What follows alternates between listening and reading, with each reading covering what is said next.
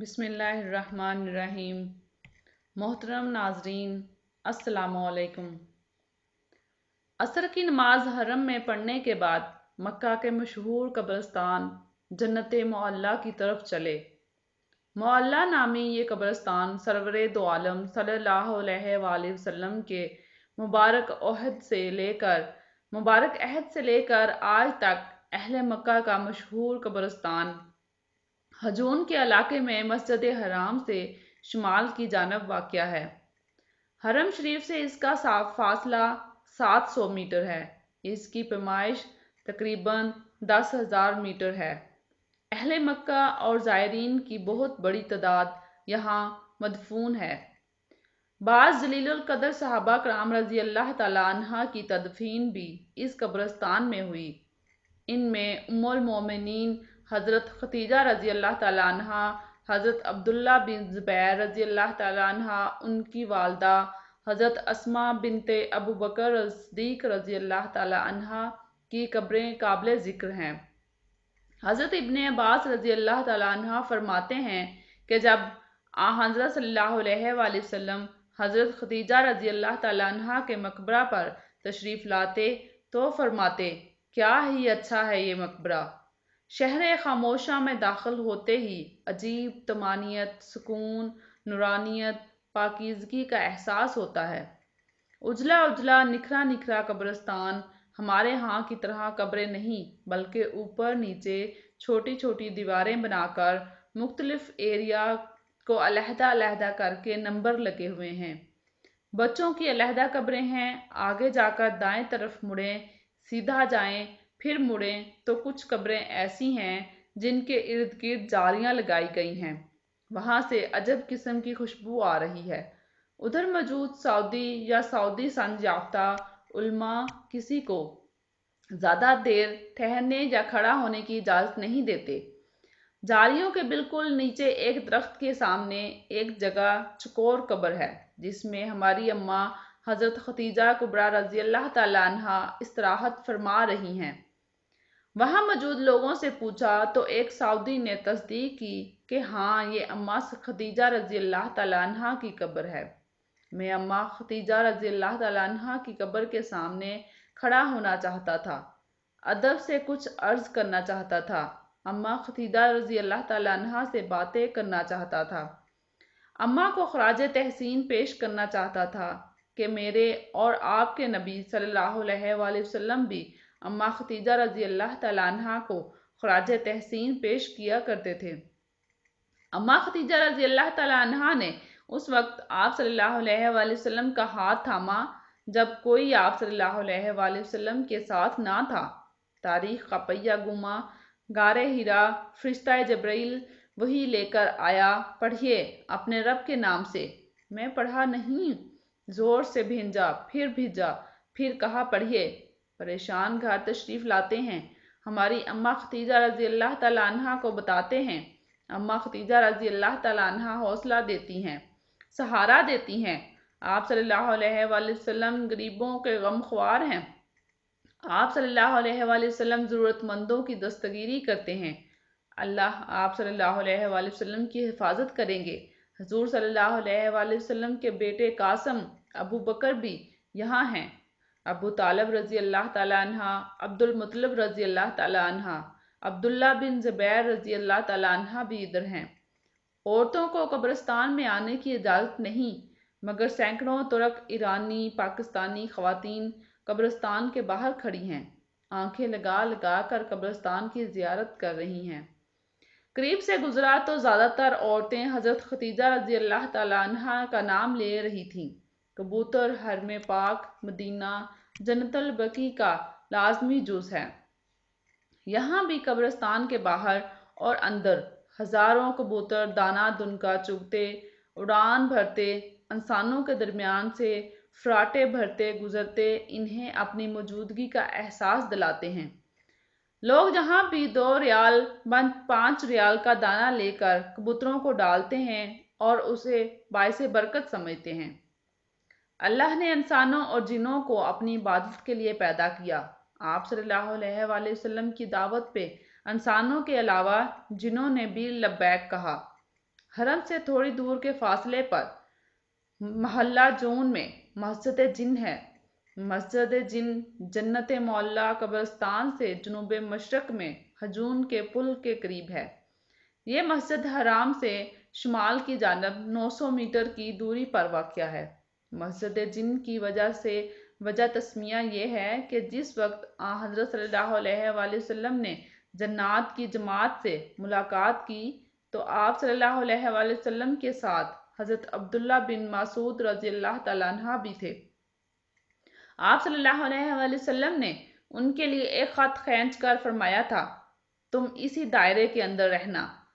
اسی دائرے کی جگہ مسجد جن بنائی گئی۔ اس مسجد کا دوسرا نام مسجد حرص ہے، جس کی وجہ یہ ہے کہ مکہ کی رات میں نگرانی کرنے والے اور پہرہ دینے والوں کا سردار مکہ کی گلیوں میں گھوم پھر کر یہاں آ کر ٹھہرتا اور یہیں آ کر اس کے دوسرے پہرہ دینے والے ساتھی ملتے تھے۔ تیسری صدی ہجری کے نصف اول سے یہ مسجد معروف چلی آ رہی ہے۔ اس کی تعمیر و تجدید ہوتی رہی۔ آخری مرتبہ تجدید و ترمیم کا کام خادم حرمین شریفین شاہ فہد کے دور میں سن 1421 ہجری میں انجام پایا۔ مسجد جن کے اندر آ کر جہاں عجیب روحانیت اور جلالیت محسوس ہوئی، جلال اور کمال والا ماحول لگا۔ ترک لوگوں کی پوری جماعت مسجد جن کے باہر موجود تھی۔ لوگ آ جا رہے تھے۔ اس تاریخی مسجد کو دیکھ کر وہ منظر یاد کر رہے تھے جب جنوں کی جماعت آئی۔ پھر کہتے ہیں سورہ جن بھی یہیں نازل ہوئی۔ مغرب کی نماز کے بعد حرم پہنچے۔ خانہ کعبہ میں جگہ جگہ رسول پاک صلی اللہ علیہ وآلہ وسلم کے نقش پا ہیں۔ وہ جگہ ہیں جہاں آپ صلی اللہ علیہ وآلہ وسلم چلے۔ آپ صلی اللہ علیہ وآلہ وسلم معراج پر گئے۔ حضور پاک صلی اللہ علیہ وآلہ وسلم حضرت ام ہانی رضی اللہ تعالیٰ عنہ کے گھر سے معراج کے لیے تشریف لے گئے۔ حرم کے اندر ایک تھڑا ہے جس پر افریقیوں نے قبضہ کیا ہوا تھا۔ وہاں اڈا لگائے بیٹھے تھے۔ اس کے بارے میں مشہور ہے کہ یہی وہ جگہ ہے جہاں جبرائیل علیہ السلام نے آپ صلی اللہ علیہ وآلہ وسلم سے معراج پہ جانے کا اذن لیا تھا۔ تھوڑی دور پرے براق باندھا تھا۔ اس جگہ افریقی باشندوں کا پورا گروہ کعبے کے تھرماس اور کھجوریں لیے بیٹھا تھا۔ قریب آنے والوں کو تواضع کر رہے تھے۔ نوید اعجاز صابر بیگ کے ساتھ ان کے قریب پہنچے۔ عربوں کی مہمان نوازی ضرب المثل ہے۔ مزیدار قہوہ پیش کیا، کھجوروں سے تواضع کی، ٹوٹی پھوٹی عربی میں وضاحت چاہی۔ بوڑھا شیخ بولا کہ بھائی جہاں چپے چپے پر آپ صلی اللہ علیہ وآلہ وسلم اور آپ صلی اللہ علیہ وآلہ وسلم کے صحابہ رضی اللہ تعالیٰ عنہ کے قدم لگے ہیں، آج کل جو حرم ہے یہ پورا مکہ شہر تھا، مگر کسی جگہ کے بارے میں حتمی طور پر یہ کہہ نہیں سکتے کہ یہ وہ خاص جگہ ہے یہاں کی ہرجہ متبارک ہے۔ عشاء پڑھ کر ہوٹل کی جانب چلے۔ سارے دن کی تھکاوٹ کے باعث ارادہ یہی تھا کہ آرام کیا جائے۔ پہلے لفٹ کا ناٹک چلا۔ 1.5 گھنٹہ بعد باری آنے پر کمرے میں پہنچے تو آج ایبٹ آباد، پشاور، مدراس، بمبئی کے مریضوں نے یلغار کر دی۔ آج رحاب الروضہ ہوٹل نزد حرم مکۃ المکرمہ، سعودی عربیہ، 1449 یہاں زیبل بلاک علامہ اقبال ٹاؤن کا روپ دھار گیا۔ سیلاب زندگان یہاں زلزلہ زندگان کا کیمپ بن گیا۔ انڈیا کے مریضوں نے آتے ہی شکایت کی کہ ہم صبح سے آپ کے منتظر ہیں۔ 4 مریض اندر بیٹھے ہیں، 5 باہر، 4 اسما کے کمرے میں اور آتے جا رہے ہیں۔ حاجیوں کی خدمت کر کے ان کا علاج کر کے مزہ آ رہا ہے۔ طارق شاہ بھی آ گئے۔ مریضوں سے کہہ رہے ہیں کہ ڈاکٹر صاحب کے لیے دعا کریں کہ اللہ انہیں بار بار اپنے گھر بلائے اور حاجیوں کی خدمت کی توفیق دے۔ مرد بھی بیبیاں بھی اپنے اپنے مسائل کے ساتھ آئے ہیں اور اپنی اپنی کتھا سنا رہے ہیں۔ مریضوں کو دیکھتے، چیک اپ کرتے، تسلیاں دیتے، دوائیاں دیتے رات بیت گئی۔ پشاور کی بوڑھی اماں کو دوائی دی۔ اماں 80 سال سے زیادہ کی تھی۔ دوا دے کر اٹھی۔ سونے کا ارادہ کیا تھا کہ اور مریض آ گئے۔ ان کو دیکھا۔ رات 12 بجے پھر دروازہ کھٹکھٹایا گیا۔ دن بھر کی تھکان کے باعث گہری نیند میں تھا، مگر بمبئی کے بابا نے جگا دیا۔ ڈاکٹر صاحب مجھے چیک کریں، میں سخت تکلیف میں ہوں۔ بابا جی کو چیک کیا، دوا دی، پھر سونے کی کوشش کی مگر نیند نہ آئی۔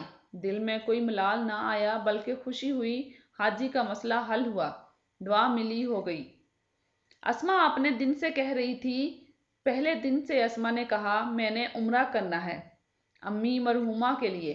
عائشہ مسجد سے احرام باندھ لیں یا مسجد جرانہ سے؟ پروگرام بن رہا تھا۔ رات کو شاہ صاحب کہتے ہیں مدینہ چلیں، کیوں نہیں؟ مدینہ چلتے ہیں، ضرور چلتے ہیں۔ اسما کو بتایا، خوشی سے دیوانی ہو گئی۔ مدینہ نبی صلی اللہ علیہ وآلہ وسلم کا شہر، خوابوں کا شہر، امیدوں کا شہر، برکتوں والا شہر۔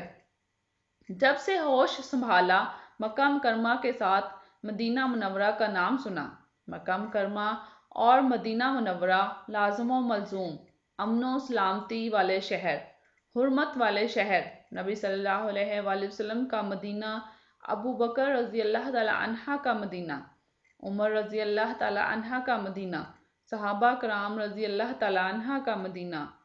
مدینہ جانا ہے، ضرور جانا ہے۔ ساری رات کروٹوں میں گزری۔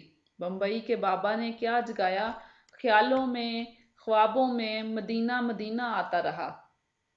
اسما مدینہ جانا ہے، سر کے بل مدینہ جانا ہے۔ ہذیانی دیوانی کیفیت، 4 بجے اٹھ کر تیاری شروع کر دی۔ طارق شاہ صاحب کا بھتیجا اسد اللہ جو مدینہ یونیورسٹی سے فارغ التحصیل ہے، گاڑی لے کر آ گیا۔ فجر کی نماز حرم کی چھت پر ادا کی۔ خانہ خدا سامنے نکھرا نکھرا، پیارا پیارا اللہ کا گھر۔ فجر کی نماز حرم کی چھت پر ادا کرنے کا اپنا ہی مزہ ہے۔ وسیع عریض چھت اور مرکز نگاہ اللہ کا گھر۔ نماز میں بھی مدینہ کا خیال آتا رہا۔ بابا عبدالعزیز کے سامنے شاہ صاحب اسد اللہ کے ساتھ کھڑے تھے۔ سوئے مدینہ روانہ ہوئے۔ مدینہ قریب آ رہا ہے، قریب آ رہا ہے۔ نبی صلی اللہ علیہ وآلہ وسلم کا دیس، نبی صلی اللہ علیہ وآلہ وسلم کا روزہ آ رہا ہے۔ خوشبوئیں آنے لگیں۔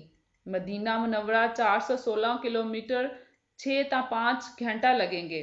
مدینہ چاہے 6000 کلومیٹر دور ہو، وہاں جانا ہے، پہنچنا ہے، حاضری دینی ہے۔ روضہ رسول صلی اللہ علیہ وآلہ وسلم کا دیدار کرنا ہے۔ کلومیٹر کم ہونے لگے، بے قراری، بے چینی بڑھنے لگی۔ نبی صلی اللہ علیہ وآلہ وسلم کا شہر، رحمتوں والا شہر، برکتوں والا شہر۔ ہم کتنے نصیب والے ہیں۔ اللہ طارق شاہ کا بھلا کرے، اسد اللہ پہ اپنی رحمتیں برسائے۔ ہم ان کے توسط سے سوئے مدینہ ہیں۔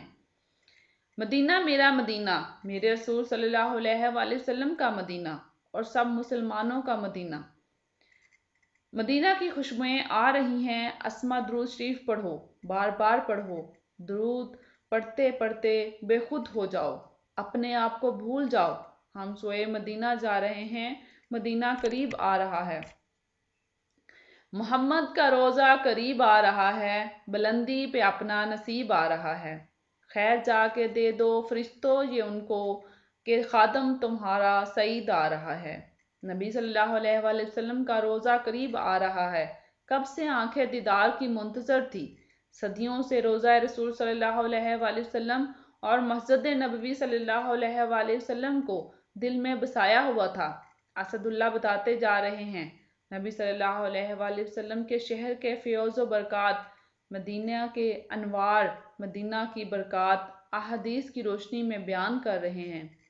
دل چاہ رہا ہے وہ بولتے جائیں، حدیثیں سناتے جائیں، نبی صلی اللہ علیہ وآلہ وسلم کی شان بیان کرتے جائیں اور ہم مدینہ پہنچ جائیں۔ نبی صلی اللہ علیہ وآلہ وسلم کی شان، اتنی اونچی شان، ہمیشہ کے لیے اللہ نے ان کی شان اور ان کا مقام سب سے بلند کر دیا، ان کا ذکر بلند کر دیا۔ وارفعنا لک ذکرک۔ راستے میں پاکستانی ہوٹل مل گیا، خالص ڈرائیور ہوٹل۔ بس پاکستانی ناشتہ، چنے نان کھا کر اور لاہوری چائے پی کر مزہ آ گیا۔ مان صحرا کا زاہد خان ملا، محبت سے ملا۔ مدینہ جانے والوں کے ساتھ سارے احسان کرتے ہیں۔ فاصلہ 100 کلومیٹر اور کم ہوا۔ مدینہ قریب آ رہا ہے۔ اسما درود پڑھتی جا رہی ہے۔ آنکھیں دل کا حال بیان کر رہی ہیں۔ ایک مسلمان کے لیے وہ ہی تو حرم ہے۔ اللہ کا گھر اور نبی صلی اللہ علیہ وآلہ وسلم کا حرم، خانہ کعبہ، مسجد نبوی صلی اللہ علیہ وآلہ وسلم اور گنبد خضرا رضی اللہ تعالیٰ عنہ صلی اللہ علیہ وآلہ وسلم۔ جو بھی اللہ کے گھر آتا ہے گنبد خضرا صلی اللہ علیہ وآلہ وسلم ضرور آتا ہے۔ اسلام عقیدت، اسلام محبت پیش کرتا ہے، درود کا، آنسوؤں کا، سسکیوں کا، آہوں کا نذرانہ پیش کرتا ہے۔ راستہ اور کم ہو رہا ہے۔ ڈاکٹر صاحب، وادی ابوا آ گئی ہے۔ یہ کون سی وادی ہے؟ دور سے وادی ابوا کے پہاڑ نظر آ رہے ہیں۔ ان پہاڑوں کے دامن میں حضرت رسول اکرم صلی اللہ علیہ وآلہ وسلم کی والدہ ماجدہ حضرت آمنہ رضی اللہ تعالیٰ عنہا آرام فرما رہی ہیں۔ اللہ اللہ، 6 سال کے محمد صلی اللہ علیہ وآلہ وسلم جا رہے ہیں۔ اماں آمنہ رضی اللہ تعالیٰ عنہا کے ساتھ وادی ابوا پہنچتے ہیں تو اماں آمنہ صاحب فراش ہو گئیں، بیمار ہوتی ہیں اور یتیم بچے کو بوڑھے دادا عبدالمطلب رضی اللہ تعالیٰ عنہ کے پاس اللہ کے سہارے چھوڑ کر اللہ کے پاس چلی جاتی ہیں۔ اسی وادی ابوا کے مقام پہاڑوں کے دامن میں ہی آپ رضی اللہ تعالیٰ عنہ کو دفن کر دیا جاتا ہے۔ باپ کا سایہ سر پہ پہلے نہیں، اماں بھی گئیں۔ ابو طالب رضی اللہ تعالیٰ عنہ اور عبدالمطلب رضی اللہ تعالیٰ عنہ نے بھتیجے اور پوتے کا خوب خیال رکھا۔ وادی ابوا سے گزرتے گزرتے وہ منظر آنکھوں کے سامنے آ گیا۔ 6 سال کے محمد صلی اللہ علیہ وآلہ وسلم کے سر سے ماں کا سایہ بھی اٹھ گیا۔ یا اللہ، کیا احساسات ہوں گے، کیسے سوچتے ہوں گے۔ آقا صلی اللہ علیہ وآلہ وسلم آگے بڑھے، 100 کلومیٹر اور کم ہوئے۔ راستے میں کئی تاریخی مقامات آ رہے ہیں۔ اسد اللہ گاڑی چلانے کے ساتھ ساتھ کمنٹری بھی کرتے جا رہے ہیں۔ وادی قدید کا بورڈ بھی آ گیا۔ اسد اللہ نے بتایا کہ آقا اور صدیق ہجرت کے سفر میں یہاں امام موعد کے خیمے میں رکے تھے۔ وادی قدید کا حدیث میں تفصیل سے ذکر ہے۔ وادی قدید کے قریب پہنچتے ہی ہجرت نبوی کے عظیم مسافر اور موعد اور اس کی مریل اور بیمار بکری یاد آ گئی، جو آقا کے ہاتھ لگتے ہی ڈھیروں دودھ دینے لگی۔ جب نبی رحمت صلی اللہ علیہ وآلہ وسلم اور آپ صلی اللہ علیہ وآلہ وسلم کے ساتھی وادی قدید کے قریب موعد کے خیمے میں پہنچے تو دیکھا کہ موعد اپنے خیمے کے آگے صحن میں بیٹھی تھی۔ قحط کا زمانہ تھا، چنانچہ موعد سے کھانے پینے کی اشیاء، دودھ، گوشت، کھجوریں وغیرہ قیمت کی ادائیگی پر طلب کی۔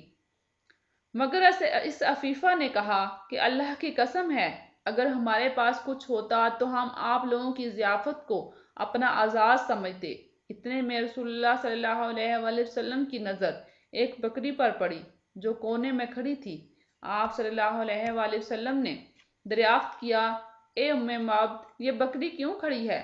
موعد نے جواب دیا کہ یہ کمزور ہے، ریوڑ کے ساتھ چل نہیں سکتی، اس لیے یہاں کھڑی ہے۔ آپ صلی اللہ علیہ وآلہ وسلم نے فرمایا کہ یہ دودھ دیتی ہے؟ وہ بولی، چونکہ یہ کمزور ہے اس لیے دودھ بھی نہیں دیتی۔ آپ صلی اللہ علیہ وآلہ وسلم نے فرمایا، اگر آپ اجازت دیں تو ہم اس سے دودھ لے لیں۔ موعد نے جواب دیا، میرے ماں باپ آپ صلی اللہ علیہ وآلہ وسلم پر قربان ہوں، اگر یہ دودھ دے سکے تو آپ صلی اللہ علیہ وآلہ وسلم ضرور دودھ نکال لیں۔ نبی مختار حضرت محمد صلی اللہ علیہ وآلہ وسلم نے بکری کے پاؤں باندھے، اس کے اوپر ہاتھ پھیرے، بسم اللہ پڑھ کر اللہ تعالیٰ سے دعا کی، برتن منگوایا، بکری نے ٹانگیں پھیلائیں اور جگالی کرنے لگی۔ آپ صلی اللہ علیہ وآلہ وسلم نے دودھ دونا شروع کر دیا۔ بکری کے پستانوں سے اللہ تعالیٰ نے دودھ جاری کر دیا۔ جب برتن بھر گیا تو سب سے پہلے موعد کو دودھ پلایا، حتیٰ کہ وہ سیر شکم ہو گئی۔ پھر اپنے تمام ساتھیوں کو باری باری پلایا، حتیٰ کہ وہ سب بھی سیر ہو گئے تو سب سے آخر میں خود پیا اور فرمانے لگے، لوگوں کو پلانے والا خود آخر میں پیتا ہے۔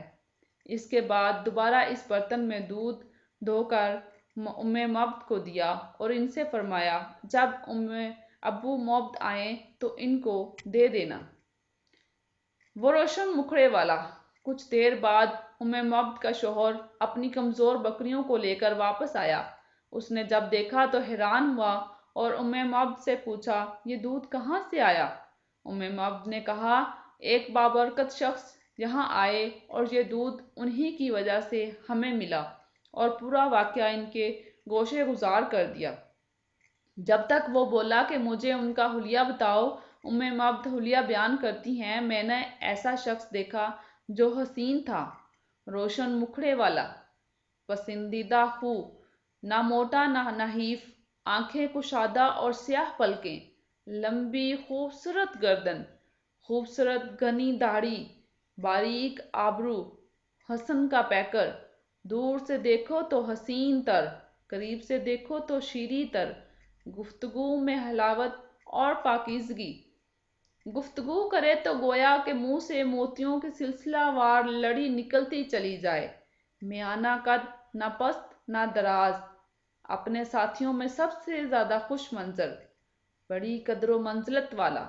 اس کے رفقا اسے گھیرے رہتے، جب کوئی حکم دیتے تو رفقا میں حکم کی تعمیل کے لیے جذبہ مسابقت، سب کا مخدوم سردار، نہ کم گو نہ فضول گو۔ ابو معبد نے جب آپ صلی اللہ علیہ وآلہ وسلم کے یہ اوصاف حمیدہ سنے تو بول اٹھا، اللہ کی قسم، یہ تو وہی صاحب قریش ہیں جن کا ذکر میں سن چکا ہوں۔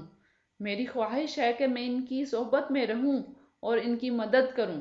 اگر مجھے کوئی سبیل نظر آئی تو میں ضرور ایسا کروں گا۔ بعد میں یہ دونوں خوش قسمت میاں بیوی ہجرت کر کے مدینہ طیبہ پہنچے اور نعمت اسلام کی دولت سے بہرہ ور ہوئے۔ زہ قسمت۔ جب آپ صلی اللہ علیہ وآلہ وسلم مبد کے خیمے میں تشریف فرما تھے، اس وقت مکہ مکرمہ میں عربی سمت سے ایک غیبی آواز جو جن کی تھی شروع ہوئی اور درج ذیل اشعار عربی میں گاتا چلا جا رہا تھا۔ لوگ اس کی آواز اور شاعر سن رہے تھے مگر اس کی شکل نظر نہیں آ رہی تھی، حتیٰ کہ وہ مکہ مکرمہ کی شرقی جانب سے نکل کر چلا گیا۔ مسلمانوں کو معلوم ہو گیا کہ آپ صلی اللہ علیہ وآلہ وسلم کس سمت کو روانہ ہوئے ہیں۔ وہ اللہ تعالیٰ جو سب لوگوں کا رب ہے، ان دو ساتھیوں کو جزائے خیر دے جو مبد نے خیمے میں تشریف فرما ہوئے۔ خیمہ مبد میں ان کا آنا اور پھر جانا مبارک و خوش آئند تھا، پس وہ دین و دنیا میں کامیاب ہوا جو صلی اللہ علیہ وآلہ وسلم کا ساتھی بن گیا۔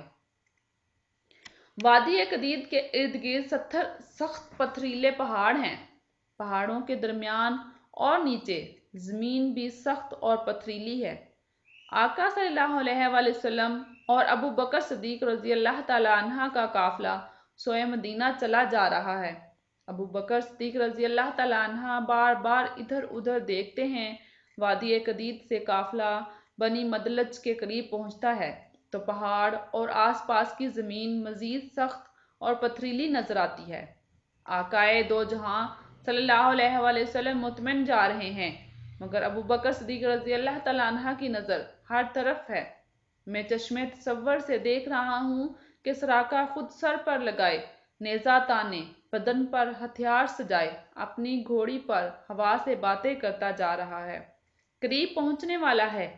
انسانی تاریخ کی مقدس ترین ہجرت کے دنیا کے سب سے بڑے مہاجرین کا ایک اونٹنی پر آقا صلی اللہ علیہ وآلہ وسلم اور یار غار ابو بکر صدیق رضی اللہ تعالی عنہ اور دوسری پر عامر بن فہیرہ اور عبداللہ بن ارقیط سوار ہیں۔ بنی مدلج کے پہاڑوں کے دامن میں یہ عظیم قافلہ چلتا نظر آ رہا ہے۔ سراقہ کی گھوڑی قریب پہنچ گئی۔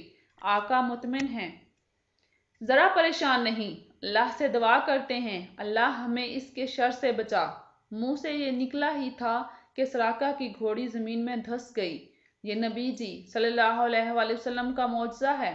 سراقہ پھر اٹھتا ہے، گھوڑی پر سوار ہوتا ہے، گھوڑی پھر دھس جاتی ہے۔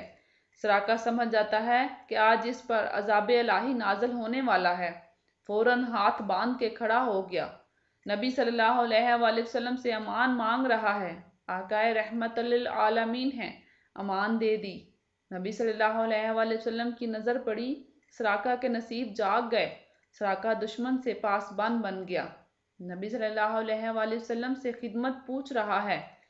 آقا صلی اللہ علیہ وآلہ وسلم کہتے ہیں کہ اپنی جگہ ٹھہر، کسی کو ہمارا پتہ نہ چلنے دینا۔ سراقہ واپس پلٹا تو نبی صلی اللہ علیہ وآلہ وسلم نے فرمایا، سراقہ تیری کیا شان ہوگی جب تیرے ہاتھوں میں کسریٰ کے شاہی کنگن پہنائے جائیں گے۔ سراقہ امان کا کاغذ لے کر واپس ہوا۔ سراقہ نبی صلی اللہ علیہ وآلہ وسلم کا پاسبان تھا۔ دیکھا کہ لوگ ابھی تک تلاش میں سرگرداں ہیں۔ کہنے لگا، ادھر کی ساری کھوج اور خبر لے چکا ہوں، یہاں تمہارا جو کام تھا وہ میں کر چکا ہوں۔ اس طرح سراقہ نے پاسبان بن کر دشمنوں کو دوسری راہ پر لگا دیا۔ فتح مکہ کے بعد جب نبی صلی اللہ علیہ وآلہ وسلم حنین اور طائف کے غزوات سے فارغ ہو کر جرانہ میں تشریف فرما تھے تو سراقہ وہ امان نامہ لے کر آپ کی خدمت میں حاضر ہوئے اور عرض کیا، میں سراقہ بن چشم ہوں اور یہ آپ کا امان نامہ ہے۔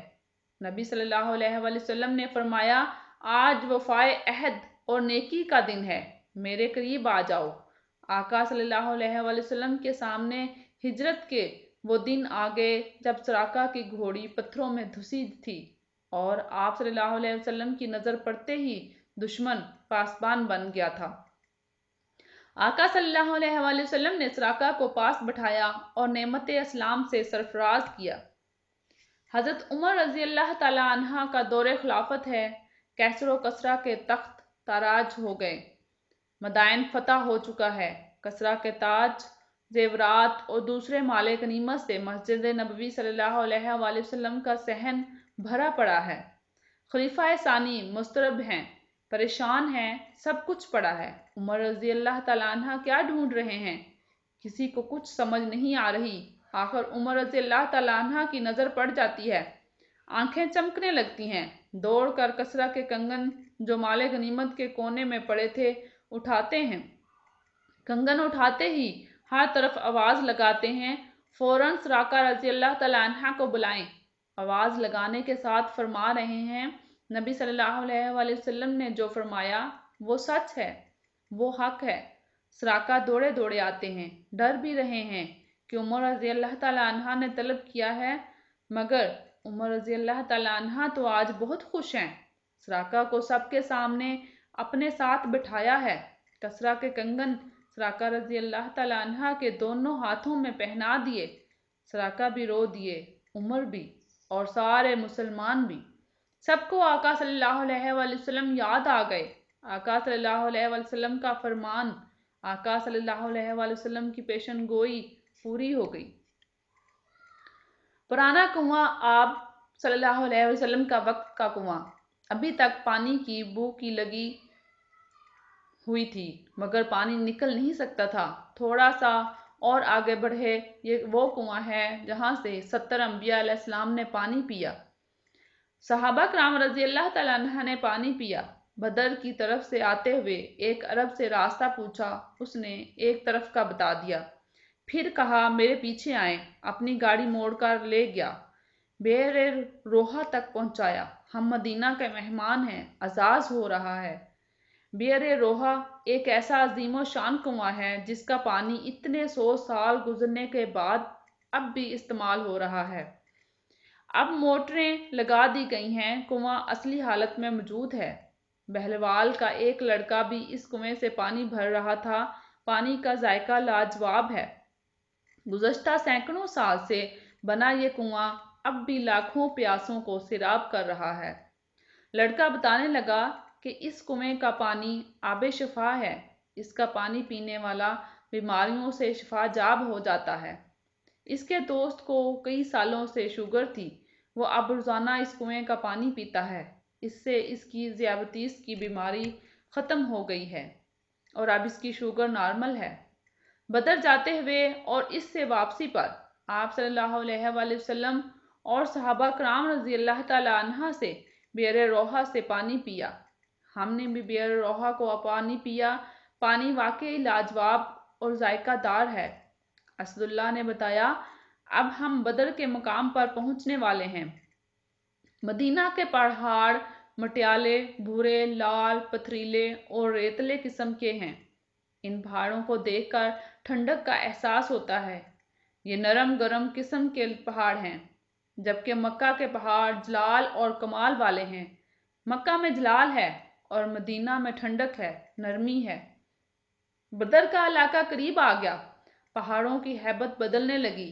کہیں پتھریلے کالے پہاڑ ہیں، کہیں ریتلے اور لال مٹی کے۔ اسداللہ کے دوست عتیق الرحمن آج کل بدر کے ایک مکتب میں مترجم اور دعوت اکیڈمی میں خدمات سر انجام دے رہے ہیں۔ بدر کے معرکے کا حال بتانے لگے۔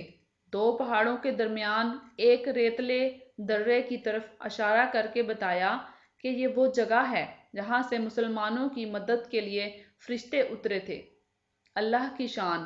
ایک طرف ریتلے لال مٹی کے پہاڑ ہیں تو دوسری طرف پتھریلے پہاڑ۔ تھوڑا سا آگے چلے تو شہدائے بدر کا قبرستان آ گیا۔ غزوہ بدر میں 13 صحابہ کرام رضی اللہ تعالی عنہ شہید ہوئے۔ شہدائے بدر کے مدفن کو دیکھنے کی سعادت ملی۔ قبرستان کے باہر بورڈ پر 13 صحابہ کرام رضی اللہ تعالی عنہ کے نام لکھے ہوئے ہیں جو غزوہ بدر میں شہید ہوئے۔ ان میں کم سن صحابی رسول سیدنا عمیر بن ابی وقاص رضی اللہ تعالی عنہ کا بھی مقبرہ ہے، جو 16 سال کی عمر میں جنگ میں شریک ہوئے اور دادِ شجاعت دیتے ہوئے جامِ شہادت نوش کیا۔ تصور میں جنگ بدر کا منظر آ گیا۔ مسلمانوں کے لشکر میں آپ صلی اللہ علیہ وآلہ وسلم کی قیادت میں 313 افراد ہیں۔ پورے لشکر میں 2 گھوڑے اور صرف 70 اونٹ ہیں، جن میں سے ہر اونٹ پر 2 یا 3 آدمی بار بار سوار ہوتے ہیں۔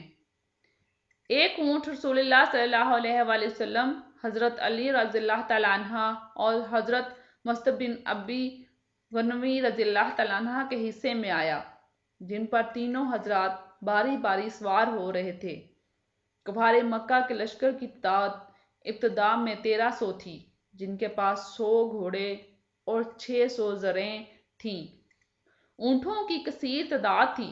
بعد میں بنو زہرہ کے اختلاف اور نکلنے کے باعث کفار کا لشکر 1000 کا رہ گیا۔ مکی لشکر مکہ سے نکل کر وادی اسفان قدید سے گزر کر حجفہ تک پہنچا اور آگے بدر تک پہنچ کر اس نے ایک ٹیلے کے پیچھے پڑاؤ ڈالا ہے۔ یہ ٹیلہ وادی بدر کے حدود پر جنوبی دہانے کے پاس ہے۔ عتیق الرحمن نے اس ٹیلے کے پاس لے جا کر بتایا کہ یہاں کفار کے لشکر نے پڑاؤ کیا تھا۔ انہوں نے مسلمانوں کے لشکر کے پڑاؤ کے بارے میں بتایا کہ یہاں مسلمانوں کا لشکر تھا، جس کو قرآن میں العادات دنیا کہا گیا ہے۔ معرکے کی جگہ بھی دکھائی۔ اس کے ساتھ ہی مسجد العریش بھی بنی ہوئی ہے۔ اس جگہ پر مسلمانوں نے نبی صلی اللہ علیہ وآلہ وسلم کے لیے اونچائی پر ایک سایہ دار جگہ بنائی، جہاں سے میدان جنگ پورا نظر آتا تھا۔ بدر کے پہاڑوں کی مٹی ابھی بھی ریتلی اور چمکدار ہے۔ دھوپ میں یہ اور بھی نمایاں اور چمکیلی نظر آ رہی ہے۔ عتیق الرحمن نے بتایا کہ غزوہ بدر کے دوران ریتلی زمین پر چلتے وقت مسلمانوں کے پاؤں نہیں جم رہے تھے۔ اسی اثناء میں بارش شروع ہو گئی، ریت جم گئی، زمین سخت ہو گئی، دھنسنے کا خطرہ ٹل گیا۔ مسلمانوں نے بارش کا پانی ریت کی منڈیر کھڑی کر کے حوض میں جمع کر لیا۔ اس حوض سے صحابہ رضی اللہ تعالیٰ عنہ پانی پیتے اور کافر کو اپنی طاقت پر بڑا ناز تھا۔ وہ آگے بڑھا کہ حوض سے پانی پیو اور اس کو منہدم کر دو۔ حضرت حمزہ رضی اللہ تعالیٰ عنہ نے اس پہ 2 وار کر کے اس کو جہنم واصل کیا۔ نبی صلی اللہ علیہ وآلہ وسلم سجدے میں ہیں، روئے جا رہے ہیں، مانگے جا رہے ہیں، سجدے سے سر نہیں اٹھا رہے، دعا کر رہے ہیں، یا اللہ تیرے یہ چند بندے اگر آج کامیاب نہ ہوئے تو تیرا نام لینے والا کوئی نہ رہے گا۔ صحابہ کرام رضی اللہ تعالیٰ عنہ پریشان ہیں۔ سرور دو عالم صلی اللہ علیہ وآلہ وسلم سجدے سے سر نہیں اٹھا رہے۔ آپ صلی اللہ علیہ وآلہ وسلم کے رونے کی آوازیں آ رہی ہیں۔ صحابہ کرام رضی اللہ تعالیٰ عنہ پریشان ضرور ہیں، مگر نبی صلی اللہ علیہ وآلہ وسلم کو سجدے سے سر اٹھانے کا کہنے کی کوئی جرت نہیں کر رہا۔ یہاں بھی ابو بکر صدیق رضی اللہ تعالیٰ عنہ آگے بڑھتے ہیں۔ آپ صلی اللہ علیہ وآلہ وسلم کے قریب آ کر عرض کرتے ہیں، اللہ آپ صلی اللہ علیہ وآلہ وسلم کی ضرور مدد کرے گا۔ اللہ نے یقیناً آپ صلی اللہ علیہ وآلہ وسلم کی دعائیں سن لی ہیں اور قبول بھی کر لی ہیں۔ عتیق صاحب نے مسجد عریش کے قریب پہنچے میدان کی طرف اشارہ کر کے بتایا کہ یہ وہ جگہ ہے جہاں معرکہ بدر ہوا۔ اللہ کی مدد آ گئی۔ اللہ نے فرشتے مدد کے لیے بھیج دیے۔ وہ سامنے ریتلے پہاڑ ہیں جہاں فرشتے مسلمانوں کی مدد کو اترے تھے۔ مجھے بدر کی فضا، بدر کی ہوائیں بڑی مبارک لگ رہی ہیں۔ ان فضاؤں سے نبی صلی اللہ علیہ وآلہ وسلم اور ان کے جانثار ساتھیوں کی خوشبوئیں آ رہی ہیں۔ دو بدو جنگ شروع ہو گئی۔ کافروں کو اپنی طاقت پہ ناز تھا، مسلمانوں کی اپنی ایمانی طاقت پہ۔ مسلمان وار کرتے تھے، وار سے پہلے ہی کافر کی گردن کٹ کر نیچے گر جاتی تھی۔ اللہ کی مدد ساتھ تھی۔ فرشتے مسلمانوں کے ساتھ مل کر لڑ رہے تھے۔ معاذ رضی اللہ تعالیٰ عنہ اور معوذ رضی اللہ تعالیٰ عنہ نے ابو جہل کو دیکھا، جہنم واصل کیا۔ حضرت علی رضی اللہ تعالیٰ عنہ، حضرت امیر حمزہ رضی اللہ تعالیٰ عنہ اور عبداللہ بن رواحہ رضی اللہ تعالیٰ عنہ نے عتبہ، شیبہ اور ولید کو مارا۔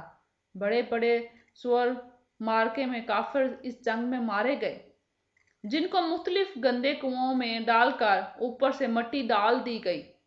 بدر میں پرانے گھروں کے ابھی تک آثار موجود ہیں۔ پتھروں اور گارے سے بنے ہوئے اصل میں وہی گھر ہیں جو نبی صلی اللہ علیہ وآلہ وسلم کے زمانے میں تھے۔